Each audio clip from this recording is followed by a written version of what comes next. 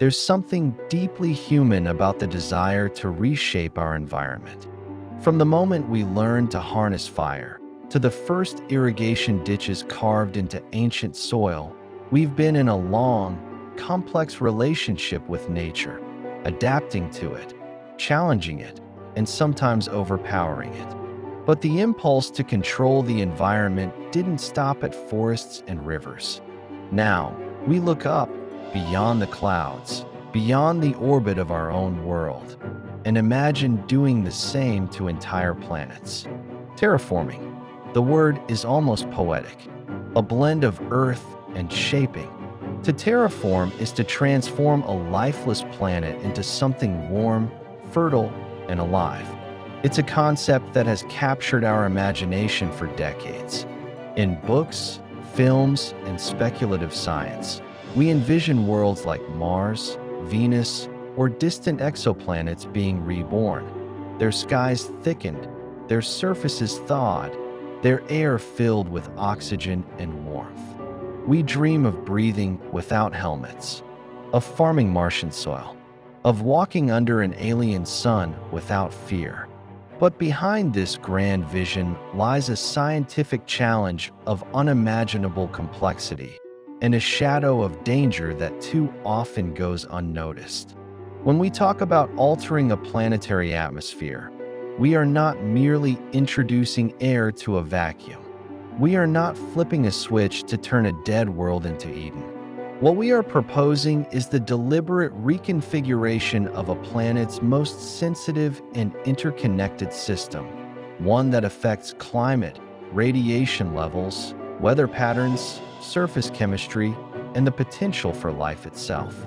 And what we are beginning to realize, even here on Earth, is that atmospheric systems are not forgiving. They are nonlinear. They are sensitive. They are, in many ways, unknowable. Take Mars, for example, our most frequently discussed candidate for terraforming. At first glance, it seems like a reasonable choice. It has a 24.6-hour day, polar ice caps, seasons, and signs that liquid water once flowed across its surface. But the similarities end there. Mars is a hostile place. Its atmosphere is over 95% carbon dioxide, but incredibly thin, less than 1% the pressure of Earth's at sea level. Surface temperatures average around -60 degrees Celsius, and without a magnetic field, its atmosphere is constantly being stripped away by solar wind. To terraform Mars, we would need to undertake a colossal effort. The most popular idea is to warm the planet by releasing greenhouse gases, using giant mirrors to reflect sunlight, detonating nuclear devices near the poles, or mining subsurface CO2 to create an artificial greenhouse effect. Over decades or centuries, the hope is that this would raise the pressure and temperature enough to allow liquid water to return and eventually to sustain life. But even if such a process could be initiated, we must ask, what are the consequences of thickening a Martian atmosphere in an environment that lacks Earth's natural stabilizing features? Mars has no oceans to store heat, no plate tectonics to cycle carbon, no robust magnetic shield to deflect harmful radiation. By introducing warmth and pressure, we are not reviving a dormant Earth. We are awakening something completely alien, with unknown rules and reactions. The danger lies in our assumption that we can predict what will happen next. On Earth, we've witnessed how small changes in atmospheric composition can ripple outward with devastating effects. A few hundred extra parts per million of CO2 have melted glaciers, shifted ecosystems, and intensified storms. And this isn't a system we evolved within, a system we understand intimately. How then can we assume we can control a Martian or Venusian atmosphere, where even basic climate feedbacks are speculative at best? Venus offers an even starker warning. It is roughly the same size and mass as Earth, yet its atmosphere is a toxic furnace, dense, acidic, and hot enough to melt lead. Its clouds are made of sulfuric acid. Its surface pressure is 90 times that of Earth's. Whatever happened there, whether through runaway greenhouse effect or internal geological processes, it serves as a reminder that atmospheres can turn on their planets. Even a world that once resembled Earth can, under the right conditions, become a hellscape. Now imagine we attempt to reverse engineer that hell. Some proposals suggest using giant orbital reflectors to block sunlight and cool the planet. Others propose seeding the atmosphere with engineered microbes to consume carbon dioxide and produce oxygen. But all of these plans carry risks of miscalculations, of feedback loops spiraling out of control, of triggering chemical reactions that worsen the situation instead of stabilizing it. There's also the issue of permanence.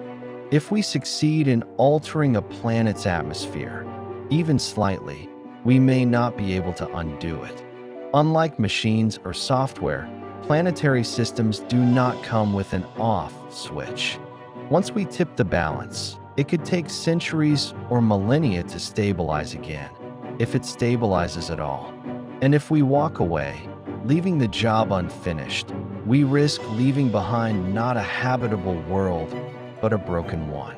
And then there is the ethical question, the one that science often places last, but which perhaps should come first. What if the planet we're trying to change isn't entirely lifeless? Mars, for all its desolation, has not been ruled out as a host for microbial life. Beneath the ice caps, inside briny subsurface lakes, or hidden within rock layers, ancient extremophiles may still endure. If we begin pumping greenhouse gases into the air, flooding the surface with heat, or introducing Earth microbes to terraform the environment, we might destroy an alien biosphere before we ever confirm it existed.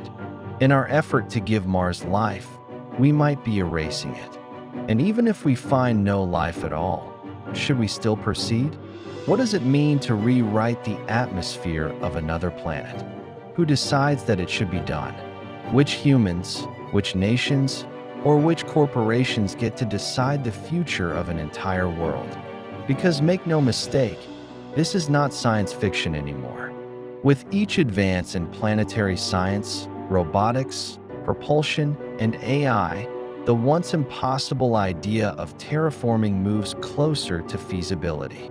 We may not build habitable domes on Mars tomorrow, but we are already sending technology that can affect its surface, alter its temperature, and change its chemistry. The first steps toward atmospheric modification are subtle, slow, almost invisible, but they are real. And if the early stages are unregulated or rushed, the consequences may unfold before we fully understand what we've begun. What we need, more than ever, is humility. A planetary atmosphere is not just air, it is the breath of a world. It contains its history, its climate, its potential for life.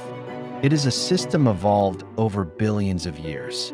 And just as we are now struggling to preserve the balance of our own atmosphere on Earth, we must approach others with caution, not conquest.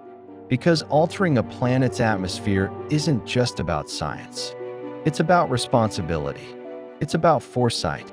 And it's about recognizing that with every step we take beyond Earth, we carry the weight of everything we've learned and everything we still don't know. The unseen dangers of altering planetary atmospheres are not just scientific unknowns. They are philosophical unknowns, ecological unknowns, moral unknowns. And in our eagerness to transform, we must not forget to ask, should we? Because what we change, we may not be able to change back.